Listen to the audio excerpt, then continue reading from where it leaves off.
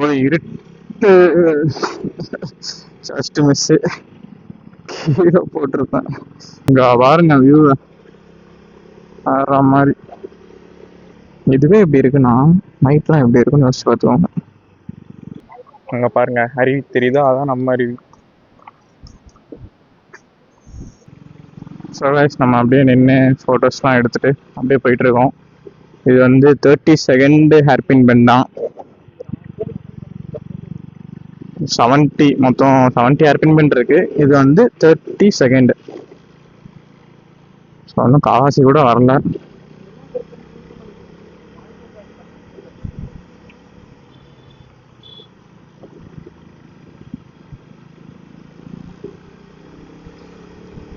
So இந்த time கொஞ்சம் அவசரமாக போயிட்டு வர மாதிரி தான் இருக்கும்.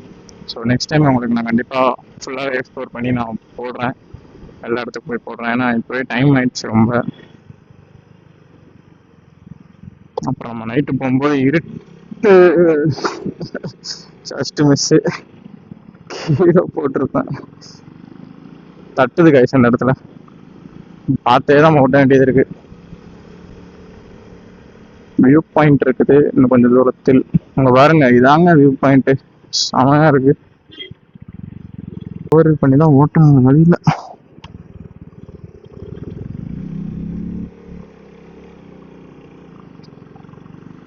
இங்க பாருங்க வியூ ஆற மாதிரி.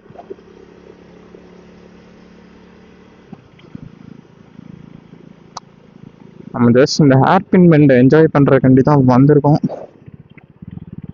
அதனால மேலே போயிட்டு எங்கேயும் அவ்வளோ பெரிய இடத்துக்குலாம் போறதா ஐடியாவே இல்லை.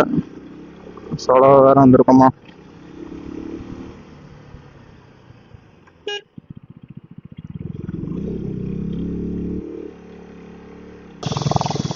ஸோ அப்படியே நம்ம நிப்பாட்டி ஃபோட்டோஸ் எடுத்துட்டு போயிட்டே இருக்கிறோம். வெயிலும் அடிக்குது, குளிரவும் செய்யுது.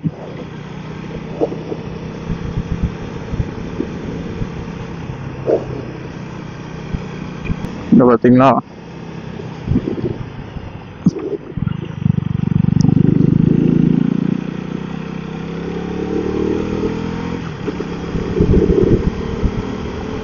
ஃபார்ட்டி ஃபிஃப்த் ஹேர்பின் பெண்ட் வந்தாச்சு.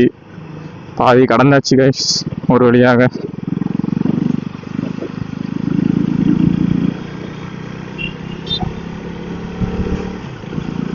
வந்தா ஒரு 2 நாள் இருந்தா நல்லா இருக்கும். நம்ம ஒன் டே ட்ரிப் தானே. ஒரு 2 நாள் இருந்தோம்னா எல்லா ஸ்பாட்டும் பார்க்கலாம்.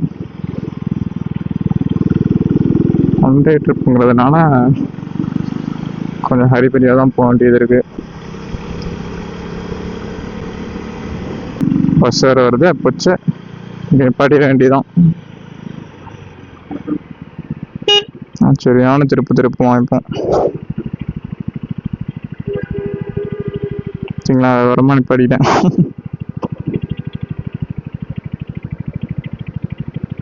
வரட்டும், எல்லா வண்டியும் வந்துக்கிட்டோம். அப்புறம் பொறுமையாக போய்க்கலாம்.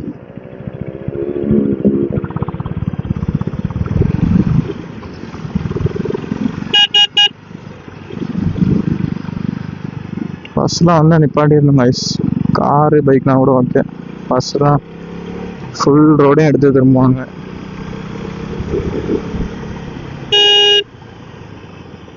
இந்த பஸ் எப்படியே ஓவர்டேக் அடிக்கணும். புகையை விட்டுட்டே போகிறாங்க.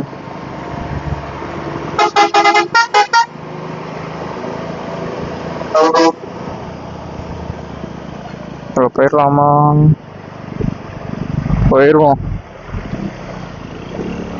அவ்வளோதான், ஓவர்டேக் அடிச்சாச்சு.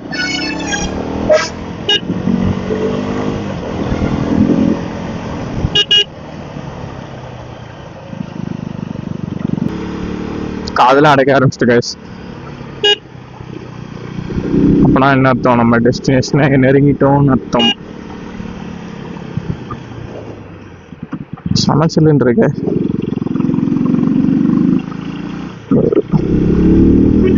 ஏன் நைட்டு தான் எப்படி இருக்குன்னு யோசிச்சு பாருங்களேன். பகல்ல எப்படி இருக்குன்னா மணி எவ்வளோ 12 11 தான் ஆகுது. 11ஆவது பாருங்க. இங்க பாருங்க, இதாங்க வியூ. அப்பா வர மாதிரி.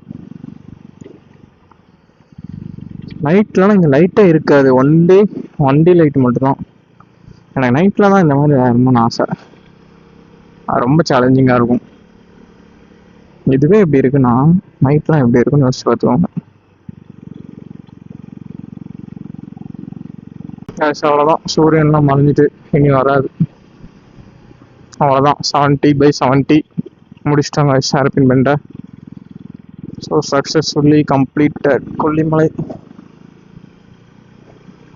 வந்தாச்சு, 70 ஹேர்பின் பெண்டும்.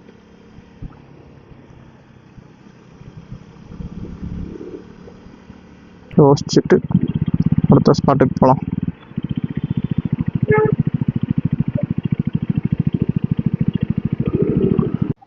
ஸோ கேஸ் இப்போ வந்து பார்த்தீங்கன்னா நம்ம அருவிக்கு வந்திருக்கிறோம்.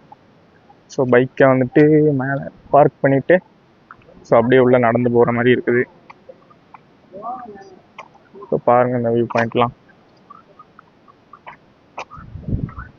அங்கே பாருங்கள் அருவி தெரியுதா, அதான் நம்ம அருவி.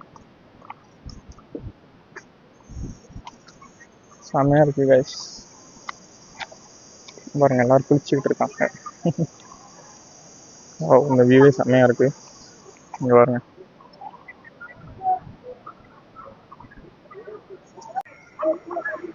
அருவி பக்கத்தில் வந்தாச்சு கைஸ். தீமா தீமா தீமா தீமா தீமா தீமா இருதய கூட்டை இடித்தவளே என் பெற்றோர்க்கு செல்ல மருமகளே.